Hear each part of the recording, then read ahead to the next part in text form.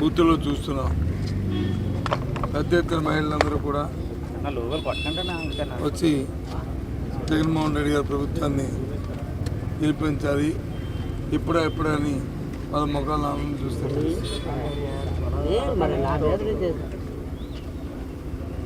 సంక్షేమం ఏదైతే అభివృద్ధి అనే అంశాలు ఉన్నాయో 5 సంవత్సరాలు ఇచ్చిన మాట నిలబెట్టుకున్న భారతదేశంలో ఉన్న ఏకైక వ్యక్తి, ఏకైక ముఖ్యమంత్రి.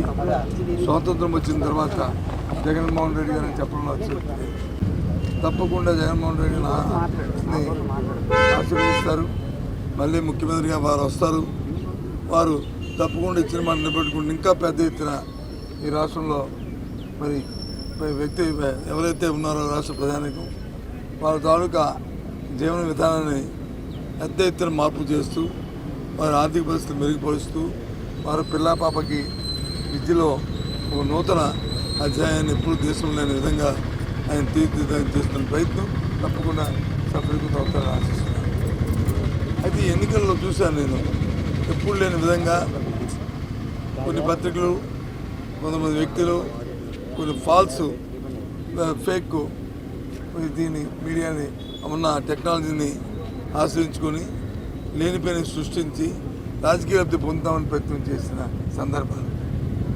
ఉదాహరణకి ల్యాండ్ టైటిల్ యాక్ట్ కానీ, లేదు అంటే ఏదైతే ఇస్తున్న లబ్ధాలకు ఇస్తున్న డిబిటీలో వాటిలో చేసిన ప్రయత్నాలు కానీ, ఎందుకండి ఎంత అనైతికం అంటే నిన్నటి రోజున వాట్సాప్లో ఒక మెసేజ్ పంపించారు. నేను వచ్చి పార్టీకి రాజీనామా చేశాను, నాది తక్షణం అంగీకరించండి అని చెప్పి. ఎంత దౌర్భాగ్యం అండి, ఎంత ధైర్యం అండి ఆ వ్యక్తులకి, పంపించిన వ్యక్తులకి. ఇలాంటివి నేను మళ్ళీ సిపికి రాత్రి వచ్చి కంప్లైంట్ చేసి 2-3 ఛానల్స్కి వచ్చి చెప్పి ఏంటిది అంతా అని చెప్పినంత అనే పరిస్థితి జరిగింది. అంటే ఆలోచించండి ఏ విధంగా ఉన్నదని. నేను అదే చూస్తున్నాను. ఇది ఎలాంటి సాంప్రదాయ ఎన్నికల్లో మంచిది కాదు. విపక్షాలు ముందాగా వారు చేసిన పని చెప్పుకొని ఆ కూటమి గెలుచుకోవాలి. కానీ ఇలాంటి తప్పుడు ప్రచారాలు, తప్పుడు విధానాలు, తప్పుడు కార్యక్రమాలు చేస్తూ ఎంతకాలం ప్రజలను వచ్చి మీరు పెడతారు.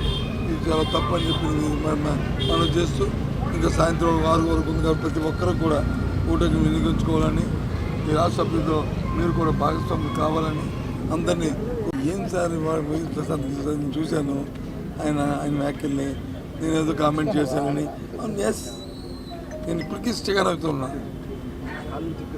ఆయన మా పార్టీ తరఫున ఆయన వచ్చి ప్రయత్నం చేసినప్పుడు, ప్రయత్నం చేసినప్పుడు ఆయన లాజిక్ లేటో, ఆయన జిమిక్ లేటో, ఆయన వ్యవహారం లేటో మాకు పూర్తిగా అది దానికి తెలిసిపోతుంది.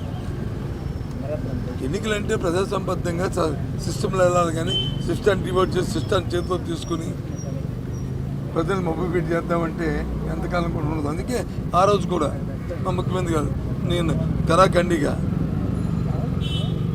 ఏదైనా నేను నాకు అభిప్రాయాన్ని, నేను నమ్మకాన్ని, నా అమ్మగారిని ఒమ్ము చేయకుండా ఏదైనా చెప్తుంటాను తప్ప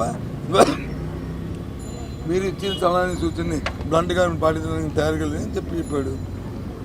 నేను రోజున చూశాను ఆయన తాలూకు కామెంట్స్. ఎంతసేపు ఆ టీవీలో ముఖ్యమంత్రి కానీ నన్ను ఆడిపోసుకుని తప్ప ఇంకేముంది. ఆయన తోడొచ్చి రవిప్రకాష్ చర్యలు దొందు ఒకటే కేటీఆర్కి క్రెడిబిలిటీ ఉంది.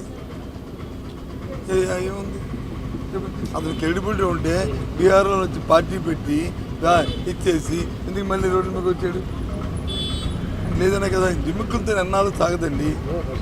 జిమ్ముకులతో వీటితో ఎప్పుడు కూడా ప్రజాస్వామ్యంలో వచ్చి సాగదు. ఎప్పుడు కూడా వాస్తవంగా దగ్గరగా ఉంటేనే ఇక జగన్మోహన్ వచ్చిన తర్వాత ఇంకా రాబోయే ప్రభుత్వాలు ఏదైనా సరే ఇచ్చిన మాట నిలబెట్టుకుంటేనే మనకు ఎట్టి మాట నిలబెట్టుకుపోతే మనకు లేదు అనేది కరాఖండికి తెచ్చాడు జగన్మోహన్.